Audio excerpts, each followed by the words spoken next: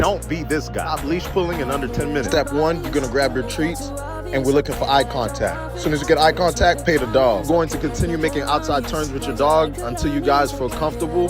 Step 2, after you got comfortable doing outside turns, we're going to move to the inside turn. Also, you're gonna repeat this for another 3 minutes until you guys feel comfortable. You guys wanna start doing this with no distractions. And when you guys get comfortable, right, now you add other dogs, people, you know, going out in public. This is basically how to begin proper leash walking. A follow button for more tips and tricks. I'm out.